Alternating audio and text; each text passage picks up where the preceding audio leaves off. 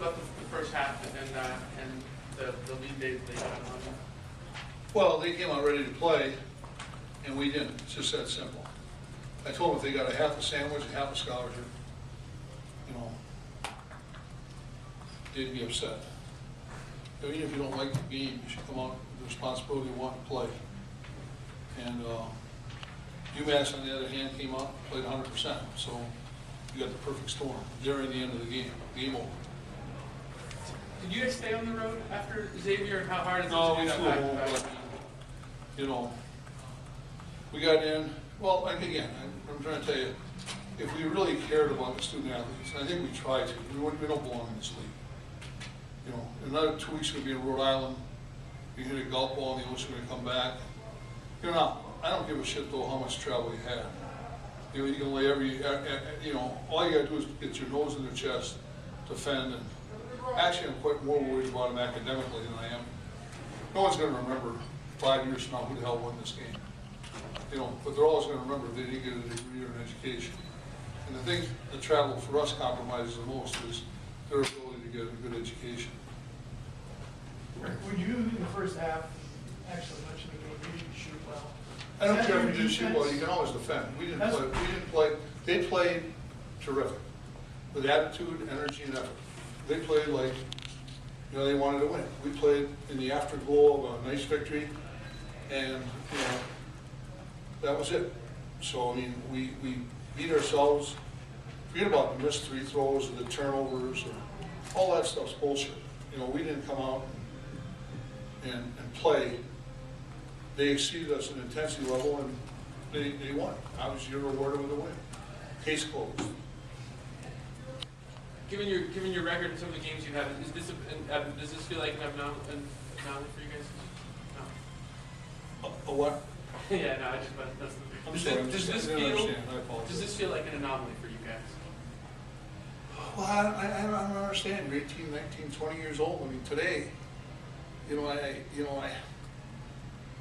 a buddy of mine's cousin, who he's very close to, he just died over in Afghanistan. I mean, today there's going to be, you know, who knows how many kids will die there today.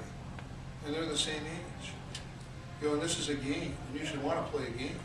That's what I don't understand.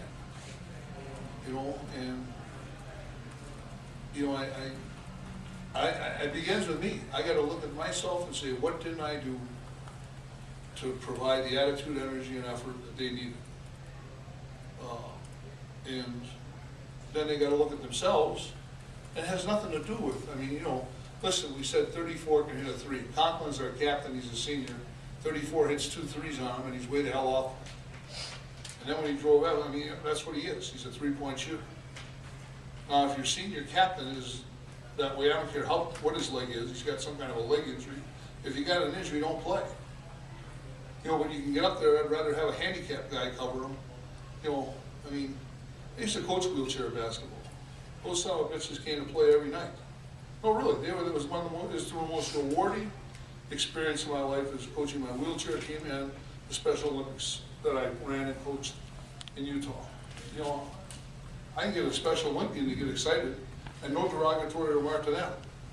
I'm just upset that they would not value the moment, live in the moment, come, and that, you know, UMass came to play like it was a game they wanted to win, and that should be every game. So I can tell you nothing else. And it wasn't about any kind of schemes or non-schemes, or, you know, when we step on the line, no good player steps on the line. It goes out of bounds. You know, Mike McCall, I mean, you know, we can look at things like he tries to attack that guy and double clutch, and, you know, he's still got that Chicago bullshit in him from, you know, his high school senior year. He's only a sophomore, but I mean, when's he going to learn? You know, and, you know, it's a tough thing. You know, like Conklin at the end there was trying to bait that call from the referee. There were some bad calls both ways. I mean, that, you know, but the referees didn't win or lose the game for anybody. The attitude and effort and energy with which we came to play lost the game. And that's my fault. So I'm looking at myself, number one, and then putting right down on them. And, you know, and applause to UMass. period. Anything else for Coach?